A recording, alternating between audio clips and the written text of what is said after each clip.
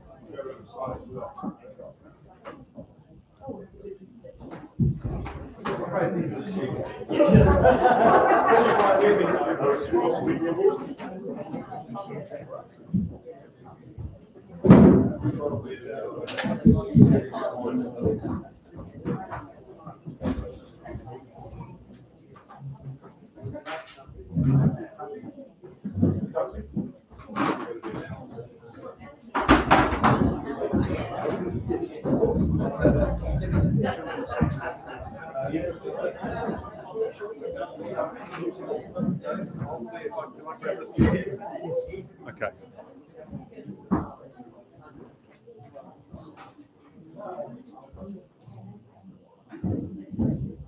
Well, good afternoon to you all. For those of you who don't know me, I'm Joan McIntosh, and I was Meg's neighbour when she first moved into Evelyn Page Village in Corsair Bay Block. I'm the celebrant today at Meg's request. Some time ago, Meg asked if I would take her funeral, and she has given me frequent reminders since. It's my pleasure to welcome you to this celebration today, and welcome to those who are joining us in other places by live streaming. It is good that you can join us. Meg passed away peacefully on Friday, the 8th of July. We have Meg's ashes here with us today as we farewell her and celebrate her life amongst us. Meg's family have asked me to let you know that if you would like to make a donation in Meg's memory, then they have chosen the local hospice Hibiscus House. Meg was very appreciative of the care that Dick received and the support that she received from the hospice in Napier. Now, I have details of several simple ways to donate, and I'll put them perhaps over on that table at the end, and if you'd like to pick one up, you're welcome to do so. We come today to celebrate the life of Margaret Cocaine Garvin, known, I think, to probably most of us as Meg, apart from perhaps Mum and Grandma, or is it Nana? Meg, a woman dearly loved by her family and held in fond affection by her many friends. We come also to say our last goodbyes to Meg and to console one another in our great loss. In our coming together, we reaffirm that each of us is linked to the lives of others. We draw strength from each other. And in the face of the mystery and the fact of death, we need that comfort. We come also to give thanks for Meg's life among us. We bring our thoughts, our feelings, our memories, for our lives have been touched by others, and we are not alone. We come joined by our memories of Meg. There are memories, pictures in our minds, feelings in our hearts. There are things we want to say thank you to Meg for. There are things that bring a smile to our face. There may be things that we remember and we want to say, I wish it had been different. Perhaps there are things we don't understand and which leave us disturbed. These and more all make up our memories of Meg. So in silence, let us recall some of our special memories of her, or perhaps of our times together with her.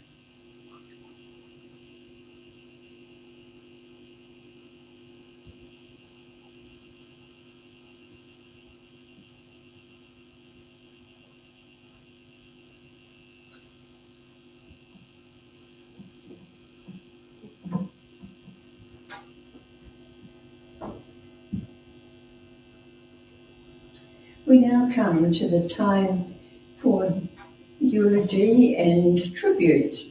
And after Meg's 4 children have had an opportunity to speak, there will be opportunity for others who wish to come and share a brief memory of Meg with us.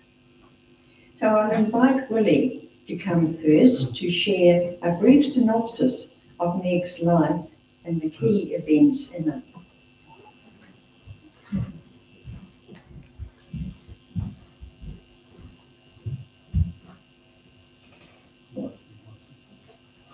I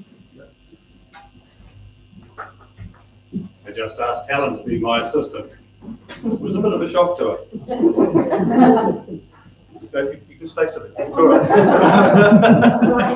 She always wants to get it on. There's her opportunity. Mum was quite specific that this function was to be a celebration of her life. Mum didn't do sombre and serious much. Laughter was much more her thing. So please relax and enjoy my recollection of a wonderful woman who lived a very, very full life and helped create an enormous and talented family. She was born on the 12th of January 1939 in Gosport, England, 9 months before World War II broke out. She was baptised Margaret Cocaine Cross and was the first daughter of Rupert and Molly Cross. She had two older brothers, James, known as Peter, and Richard. I have it on good authority that they kept her on her toes, as two older brothers are wont to do, and she passed it on in spades to us. Mum's early life was spent in Portsmouth, where Rupert, apart from running a bookseller business involving 3 shops, was during the war a policeman seconded to the ambulance service. Mum's very early years in Portsmouth would have included seeing her father going off to drive an ambulance during the Blitz. The damage caused by the bombing and the fear it engendered must have been quite formative. Sure, hell, it would have been for me. I never heard her talk about it.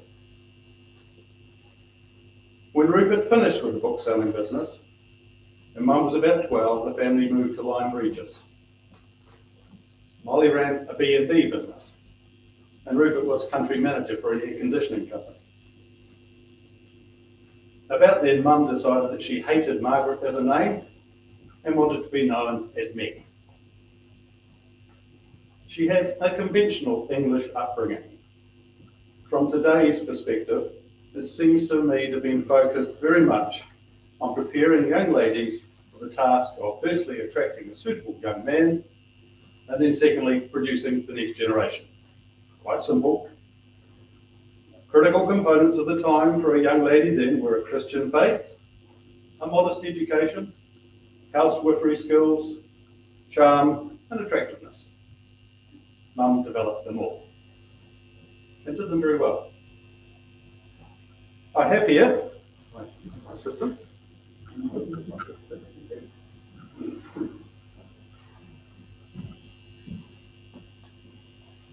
Have here a gift she received on her confirmation, which for the uninitiated is when a person confirms the promises made when they were baptised.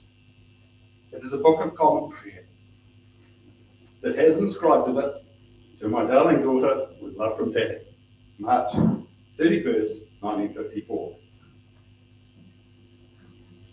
Her faith mattered to Mum, and I remember being taught to pray, and her and Dad taking Sunday school at St John's in Campbell Bay.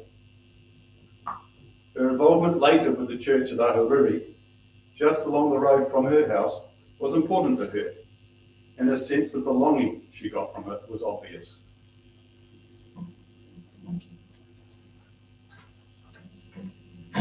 Her education was at the local convent in Lyme Regis. Her brothers were sent to a public, as we know it, private school. I don't think she ever mentioned that to me without sharing a degree of dissatisfaction. Mum was very bright and quick with her wit, and I have no doubt that if appropriately nurtured, given what her genes have helped create, and given the capabilities of her brothers, she could have had quite a different life. From a selfish perspective, just as well she didn't. At 17, Mum was introduced to a 25-year-old naval lieutenant by her uncle Stan Worth, and a relatively short courtship ensued. As Mum would tell it, her mother fell in love with him and deemed him very suitable. Mum accepted the proposal from Francis William Philip Townend, Pitt, and my father, and left England for Whakatane, New Zealand, where her two maternal aunts, Barbara and Bunty, lived. She married Pip in Whakatane, February 1957, having just turned 18. Life was very, very different back then. They initially moved to Motahi Island in the Gulf, where the Navy had a training base, HM NZS Tamaki. I'm not sure how long they spent there, but it can't have been very long.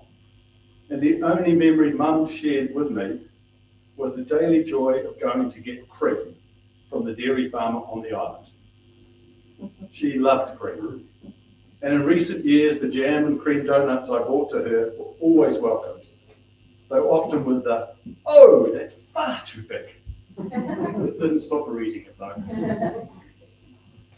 They then moved to 503 East Coast Road on the North Shore in Auckland, a house selected for them by Dad's mother, Eleanor.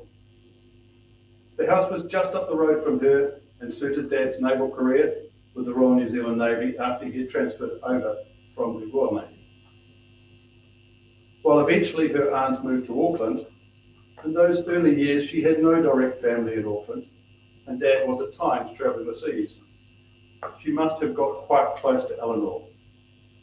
We certainly spent a lot of time there, and she and us and the kids got to know Dad's younger siblings, Helen and Hugh. I think she was genuinely fond of Eleanor and respected her enormously. She recounted on one occasion, without resentment, how Eleanor had pointed out that Mum was getting a little porky. Not something you want to hear from your mother-in-law? It was Eleanor, she said, who taught her how to sew. I have here my grateful assistant. Thank you.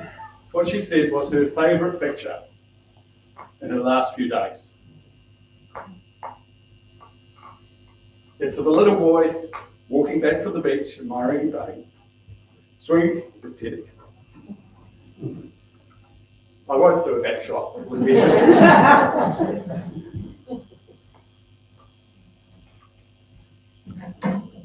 The trousers that I'm wearing in that picture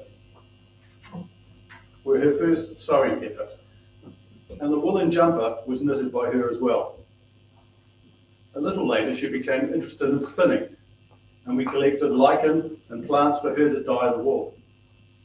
Then watched in the evening as she sat there spinning wool in that calm, rhythmic and hypnotic manner that spinners employ, and then knitting woolen jumpers that always seem to stretch and become loose and massive. By the time Mum was 26, she had had one miscarriage followed by 4 children. Myself, Mary, Alice and Peter, in no particular order. She had certainly done her duty to produce the next generation. We have then done our best as well, including one outstanding performance. We've given her 15 great-grandchildren and subsequently 10 great-grandchildren and counting. She was so proud of what we have accomplished with our lives and the subsequent successes of our children in turn. Giving a picture to Mum of a capped grandchild for her wall was almost a rite of passage. She must have been so busy bringing us up. In addition to the normal school life, we had what seemed to be a never-ending series of activities that involved transportation, at the very least. Cubs, guides, scouts. She became a scout master. Parties, music lessons and exams, concerts, ballet lessons, etc., etc. And I've probably dropped several. Of course, back then, almost none of the labour-saving devices that we take for granted now existed, like dryers, automatic washing machines and dishwashers. Oops, sorry, I misspeak. We were the dishwashers. Though Mary often seemed to win the dishes avoidance race. I'm not sure of the exact timings, but I think Rupert and Molly visited New Zealand to see her and their grandchildren at least a couple of times during our childhood. I remember a shed being built by Rupert at 503 and a holiday trip to the Coromandel. They then immigrated to New Zealand, finding a home initially at Eversley Road, just up from Bunty and Stan, and with Barbara and Willie Clavers close. At the many family events we had, Mum was in her element, and a lot of highly competitive games were played. Lyre dice, cards, croquet, chess, to name a few. Fun was the object and laughter was the norm. The cross humour that Mum had in spades was to me the most endearing quality. A quick, effervescent, and often irreverent type of humour. Right to the end, it was more likely than not to have a fun conversation with Mum that involved her placing two fingers daintily either side of her nose. She knew how to get on with people, and right from her early days, she was popular and made friends everywhere. Always immaculately turned out, she was delighted with the last present I gave her in hospital. She was concerned that her appearance was not up to scratch, and a makeup mirror was just the taint.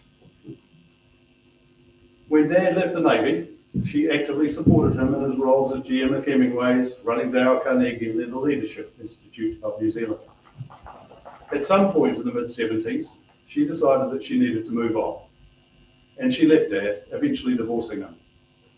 It was a difficult time for all, but it was nice in recent years to see that time had worked its magic and a degree of affection had returned. The last meal I had with Mum, on the 5th of July at Mary's, was distinguished by Mum fussing over Dad, and both Mum and Dad going to sleep halfway through the meal. There is a photo. It wasn't easy being a solo mum in the late 70s, but Mum battled through and did well. I remember her telling me how she budgeted ferociously, making sure that she had enough to cope. She started a career in retail clothing with Bobby Joe's and became a shop coordinator for them. She was eventually able to buy a house in Long Street, Torbay, which she loved, along with her massive German Shepherd Woofy. Eventually, she met Dick Garvin. He had flown for Coastal Command during World War II, and ultimately, this led him to join British Airways. He'd been married twice before, and married Mum when she was 48. They had homes in a succession of places: Waiwera, Epsom, on the river at Caboolture, Queensland, Scarborough in Moreton Bay, Brisbane, Cambridge, Taupo, Napier. Got quite confusing. I remember all of them being decorated elegantly with Mum's taste. Susie will remember her taste. She and Dick had a lot of fun together, and while Dick could play the crusty old bugger, he liked to do blokey things, and they had a lot of adventures together. As Dick was a retired British Airways captain, they were able to travel the world first class on what seemed to me to be an absolute pittance, and they did a lot of travel. Hearing from your mother out of the blue, when you thought she was in New Zealand, that she was actually sailing in the Greek Isles, was a bit of a shock. During this time, she got to know Dick's older two sons, Richard and Stephen, and was quite involved in helping Dick raise his two younger sons, David and Alan. It was obvious to me and my siblings that she loved Dick a lot. Mum stayed living in Napier for a few years after Dick's death in 2004. She then decided that despite some very good friends there, including Jenny and John, moving closer to the family was a good idea, as she had started to see some health challenges. She chose to move to Evelyn Page in Orewa, being quite taken by the ability to move as her needs changed into more supportive environments. She took full advantage of their flexibility, and my thanks to Evelyn Page and the staff for their care. Special thanks also to Mother Mary for her hands-on assistance with Mum, and to Alice and Peter, who shared the power of attorney duties, as well as providing a lot of other support. I also want to take this opportunity to pay tribute to Morris, Treffry, Jeff and Debbie. The last few years have certainly had their moments, and I'm sure that at times you've had to be very understanding and patient. Thank you. In her time at Evelyn Page, Mum started in an independent apartment and buzzed around Auckland in her stylish yellow VW. She then moved into a serviced apartment, when she saw the need coming, and then near the end into the rest home. I had never heard of anyone walking a cat before, but Mum walked Missy around Evelyn Page and that became a big part of her routine. It is wonderful that Missy has found a new and loving home with our good family friend Elizabeth. One of Mum's greatest strengths, in my view, was that she was a realist. She knew things were going to change, and she took the steps of good change time to manage for that future. Mum's last few months were challenging as it became clear that several health issues were insurmountable. We knew it, she knew it, and she had planned for it, asking her good friend Joan, as Joan mentioned, to officiate. She was ready to go. It was fabulous that we had a chance in that last month or so to spend time with her and show her that she was dearly loved. Rest in peace, Mum.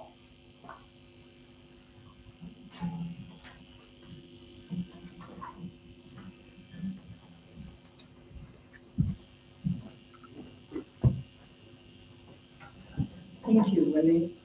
Lots of things I learned listening to that. Thank you. And Alice, I believe, is going to be the next one to come and share some thoughts and memories with us.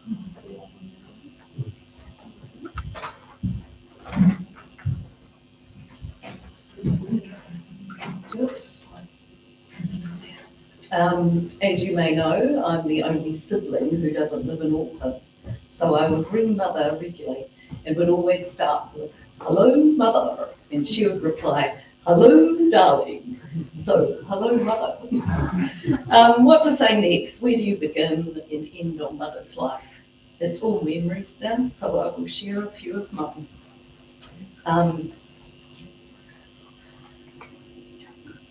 My mother was a fastidious housekeeper. She made every house into a home, and over the course of her life, she lived in many homes. Those homes were always a comfortable, welcoming, but organised place to be.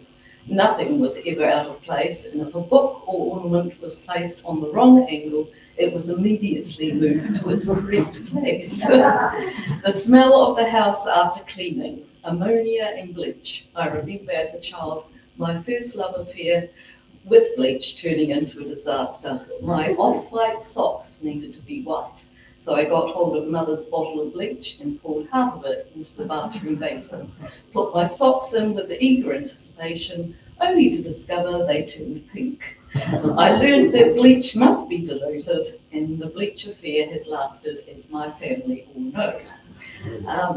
My second love affair is with sunblock, as my children and now my grandchildren are only too well aware of. As every Christmas they receive a wrapped bottle of sunblock, and what they don't know is it's another inherited gift from Mother. As children, Mother always smothered us in sunblock. We were never allowed to play outside during the hottest part of the day. The New Zealand sun was far too fierce, she'd say, and she was quite right with our fair British skin. One time I was invited to a friend's house who had a pool, and they didn't have rules over playing in the sun. Consequently, when I was returned home, I looked like one overcooked lobster. Mother was livid and promptly rang the friend's mother to tell her off. Mother was not afraid of speaking her mind. My mother was kind, firm, funny, loving, generous, and was elegantly dressed at all times, no matter what she was doing or where she was going. You must always look your best, she'd say. Hopefully, she'll think we have all managed to do that for her today. Lately, she kept saying to me, "Don't grieve for me, I've had a good life, but I'm ready to go." So, Mother, I won't grieve for you, but I will miss you terribly. Goodbye, Mother.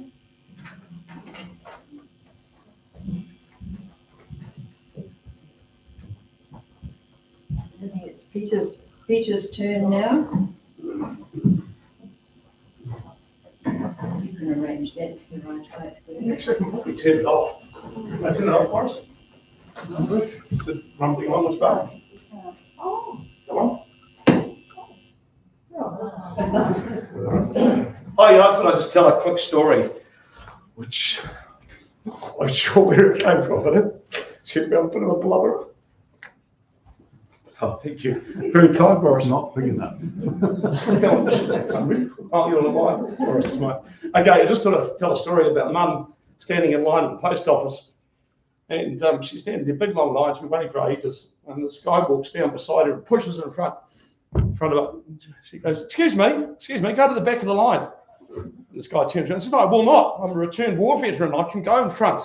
She goes, no, go to the back of the line. And so eventually walks to the back of the line. The lady in front of Mum turns around and says, gosh, imagine being married to him. She says, yeah, I have been for 15 years. So it gives you an idea of a sense of humour. Anything for a laugh. There was a couple of other ones when we were younger, and some of the lads around here will remember, we used to have a way of getting rid of cars when we were kids. And when they would buy cheap cars, when they broke down, we'd take the wood axe to them and chop them up. And so you just literally rip into this old Oxford, Cambridge or something, because motor was no good and it was too expensive to fix. And you buy a cheap one for $100 down the road. And so we get into this car, rip the doors off it, get on the roof and chop it up with a wood axe and get all of the bits. It was bloody great fun, just laughed ourselves silly doing it. And then we'd drag all the stuff underneath 15 Long Street and chuck it up underneath the house. And we had 3 cars stored under Mum's house when she sold it. Bollocks, was it a job? She wouldn't let us leave it there. So it was quite a job getting it out, but it was always fun. Mum's a great sort. We miss you lots. So, yeah, thanks, guys.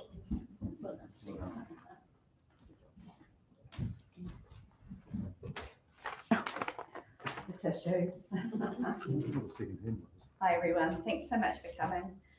Mum, I'm so sad to be saying your final goodbye, and I wish with all my heart that Alice, Peter and I could have been with William when you made your final curtain call to the other side. Thank you, Mum, for everything. Along with Dad, you sacrificed so much when we were children to give us so many opportunities. You had unwavering belief in us, never doubting and always so proud of us. I consider myself very lucky to have had you as my mum. Thank you also for your wonderful legacy that continues to live on in your children, your beautiful, happy grandchildren, and your 10, nearly 12 precious great-grandchildren. As you all know, Mum had a wicked sense of humour. I went to say goodbye prior to flying to the UK with us both knowing this could be the last time we would see each other. I was expecting a solemn and sad farewell, and instead she blew a very wet raspberry on my neck. Oh, Mum, it was great. Thank you, Mum, for being you. I will really miss you, but so pleased that you are no longer suffering. It's time to rest. Mum always said she loved listening to me practice my flute. So my final gift to you, Mum, is a song, Skyline Pigeon by Elton John, from my CD, After Hours.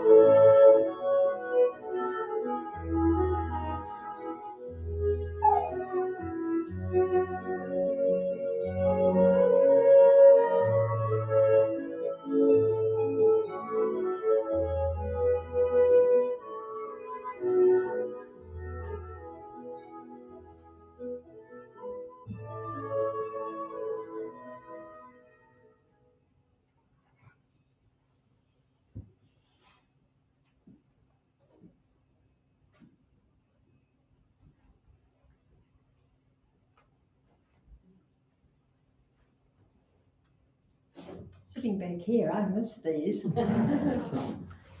Right now, it's an opportunity for anyone else who would like to come and share a memory. Just like to say, make it fairly brief so that other people can have a chance to. Is there anyone that would like to?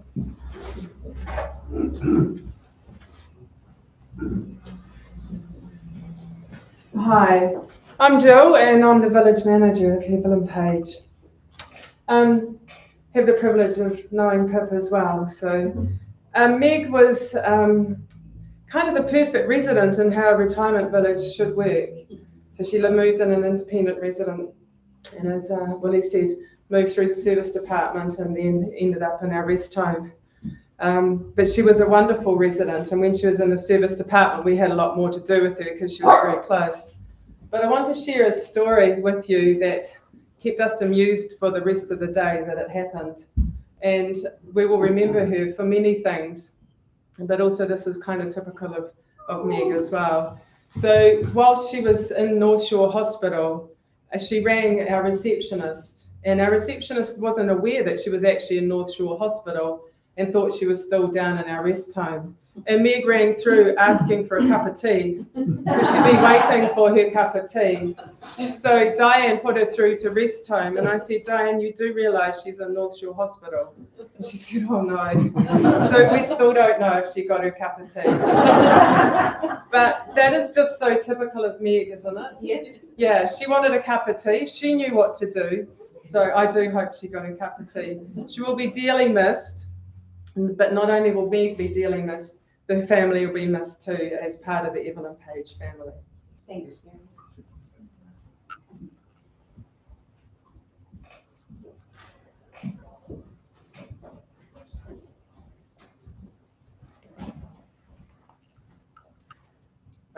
I just wanted to share a small memory I had of how Granny was a remarkable judge of people and how to get them to do what she wanted. One time I was about, I guess probably 12 years old, 11 or 12 years old, and Granny came around to visit, and she walked in the downstairs door of Mum and Dad's farmhouse,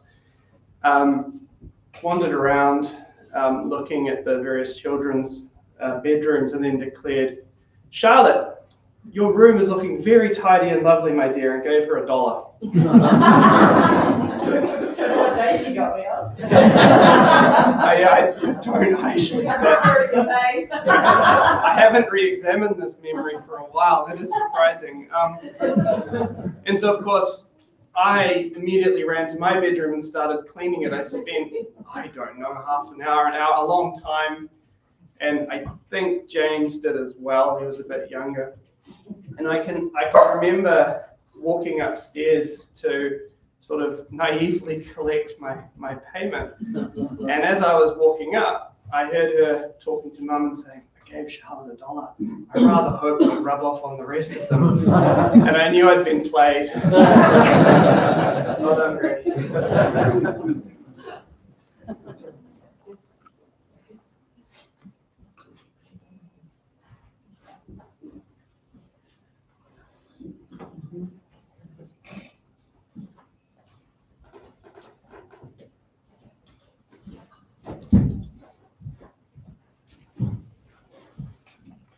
I've never done anything like this before, but we were Meg's neighbour in Napier, and how I met her, it's sort of section there across the road from where she was living. And I was playing around with this with the grubbers one day, and I heard this crash. I looked out on the road, and the Volkswagen, the yellow Volkswagen, was sitting out in the middle of the road. And I rushed out, and Dick was driving, and she got out with a big smile on her face, and he tried to turn into the driveway, but he hadn't looked in the rear vision mirror because there was an old lady racing down the street, and she went straight past and took the bumper bar and everything off the front of the Volkswagen. So that's how I met Meg and Dick. The other thing that I've always remembered was we used to come and visit her, spent a lot of time with her, and she was the same size as my wife. and she was always shopping for clothing. And I used to say to her, why don't you take them back if you don't like them? She said, I can't because I've cut the labels off of them. So we've got wardrobes at home that are still full of her memories. And we'll miss her too. Make no bones about it. And this is the first time I've ever stood up at a funeral and spoken. Thank you.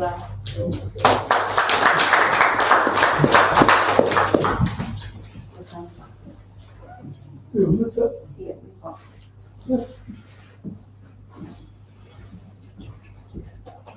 If there's anyone else, this is your opportunity. Otherwise, it's me. So, right, isn't it?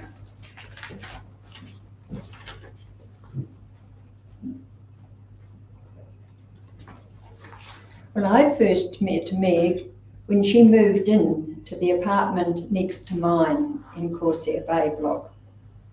And over the past 10 years, Meg has become a special friend. And I've had the pleasure of getting to know various members of her family, especially her 4 children. I still have problems sorting out the grandchildren.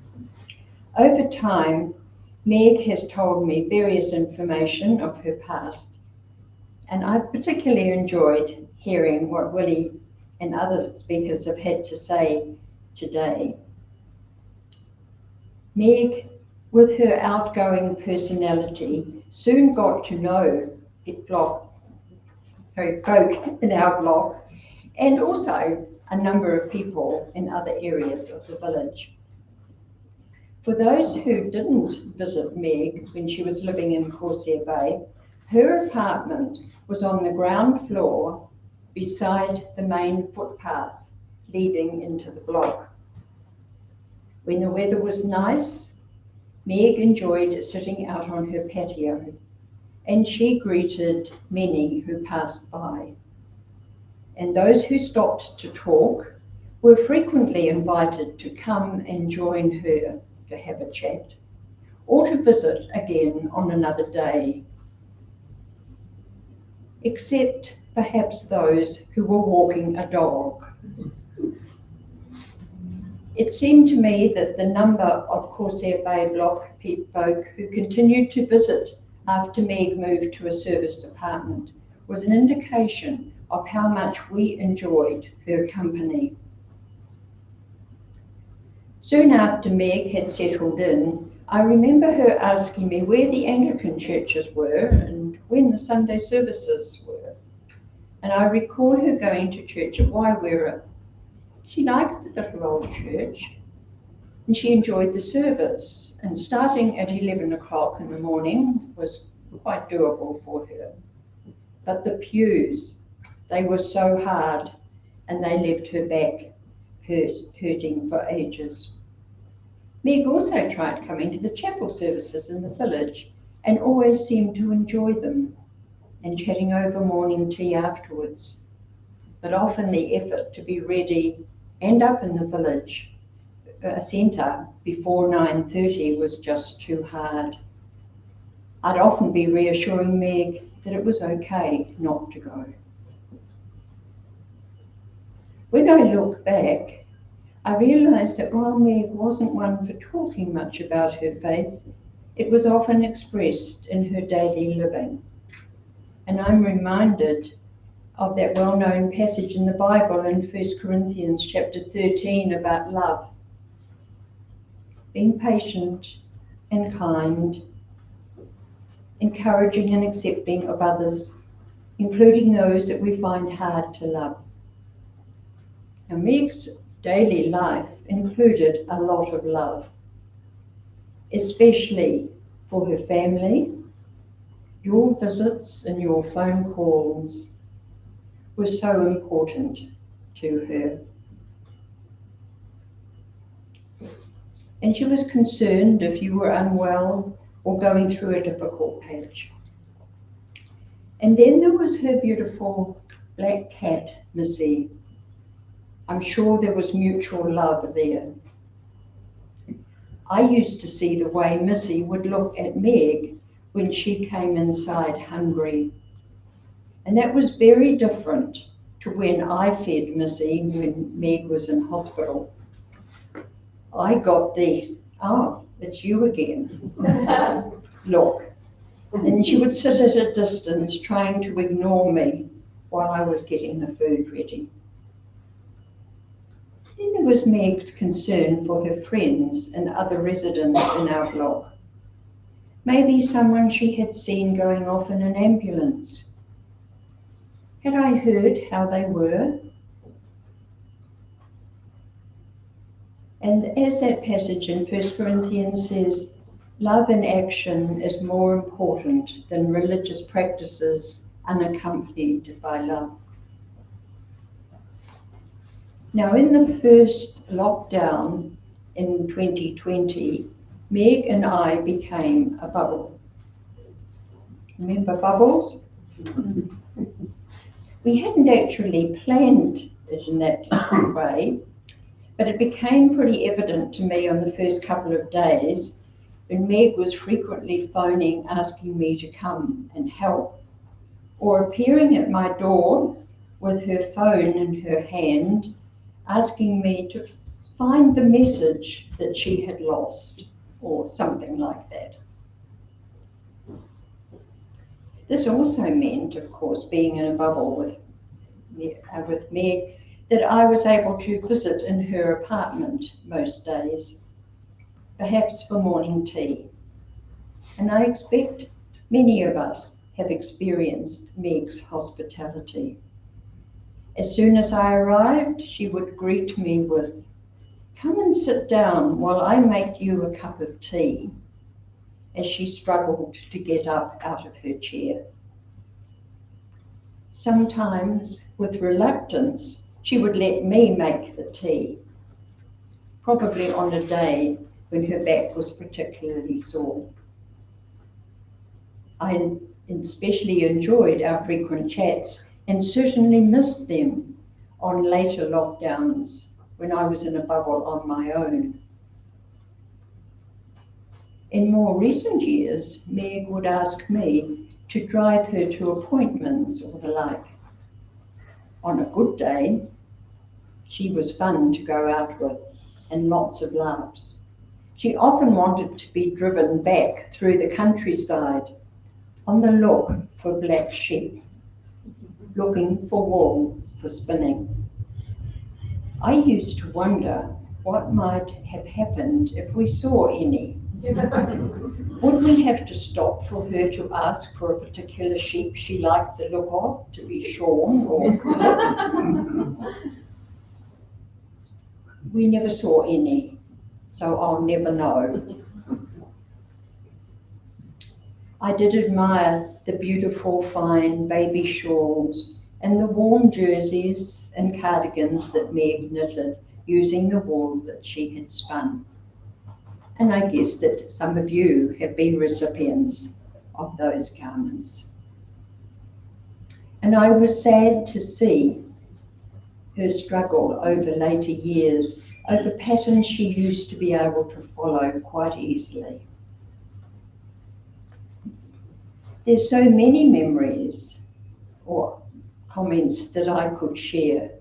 Like, for example, what I'm wearing today. Meg told me a few times that it looked nice, and once she told me I should wear it more often. So I thought today was the day. Take note, Meg. But what I'm going to do to conclude is actually to share with you a few memories and comments that have been given to me by other residents in our block. One, and I happen to know from the writing that it was a man, a very stylish lady with dash and determination. Another one, a wonderfully kind lady, dearly missed. And then the last one, it's a bit longer, but it's a good one. We were so sorry to hear about Meg. We didn't know her all that well, but she came across as someone with a wonderful sense of humour, who had a genuine interest in other people and their lives. Our grandchildren will be sad too. They were fortunate enough to meet her on one of their visits to the village, and always made a point of waving to her as they went past. As for Missy, her wonderful feline companion, we never quite worked out who took who for a walk. Often we would hear Meg urging Missy to hurry up as they walked up the path below our place. But on most occasions, it was Missy setting the pace and Meg doing her best to follow suit. We are sure our fellow Corsair Bay residents missed that as much as we did when Meg moved from her apartment. She was a wonderful neighbour, and we feel so blessed to have known her. And I think we all agree with that.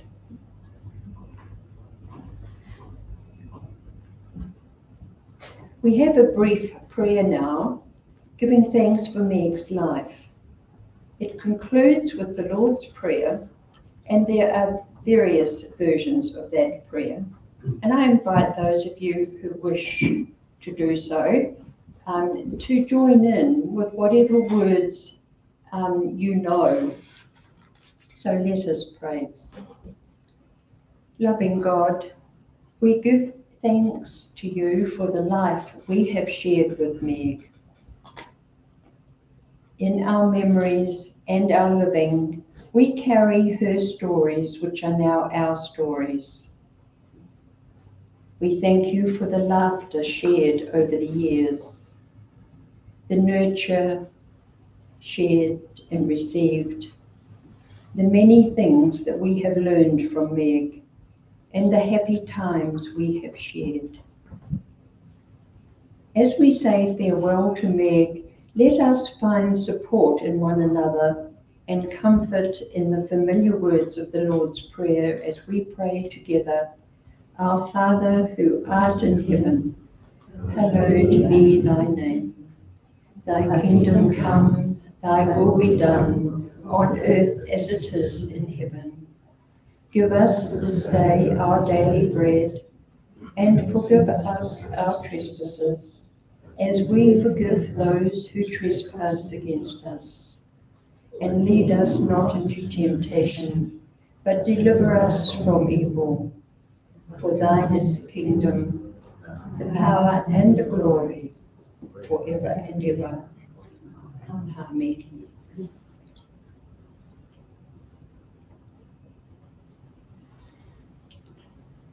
I invite Charlotte Spencer, who is, I hope I got it right, one of Meg's granddaughters, to come and read a poem by Christina Rossetti, Miss Me and Let Me Go. Oops. Yes, it does it. No, you'll be feeling good. You're doing an amazing job. I can't even. Wow, okay. I'm going to get through this without stopping and without crying. Thank you. No. Thank you, everyone, for saying such beautiful things. I couldn't possibly add anything else other than this poem, which I'm going to read for you now perfectly.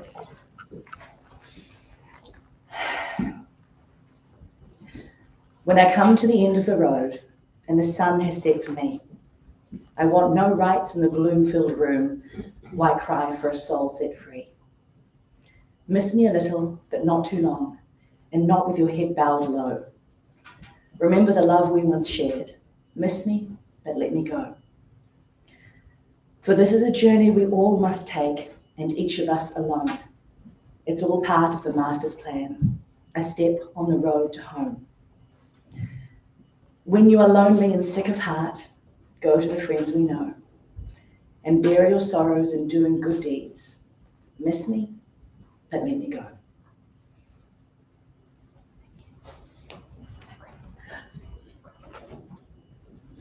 Yeah.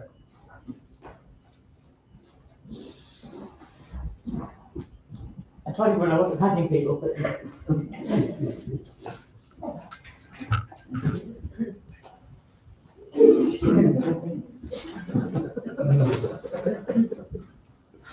Thank you, Charlotte. It seems to me that Meg may well have given similar advice as that in the poem. And now, as we're drawing near to the end of this part of our celebration, I'll say a collective farewell to Meg, though I'm sure we will all say our own personal goodbyes to Meg in our own way and in our own time. So Meg, your love has enriched the lives of those gathered here.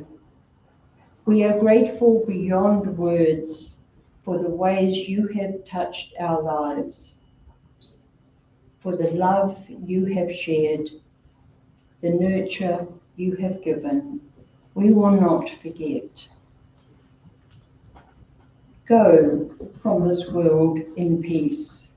Make the journey to be with your forebears. Your stories will be told. You will be remembered. And let us all go into the future in peace, knowing that our lives have been enriched by knowing and loving Meg.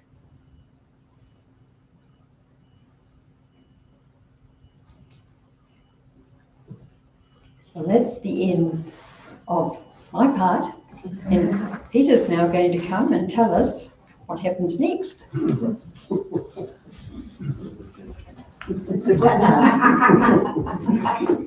thank you very much, Jane. That was very well done. And guys, there's food and stuff down the back there. We're having teas and coffees. There's some fresh juices and stuff down the back.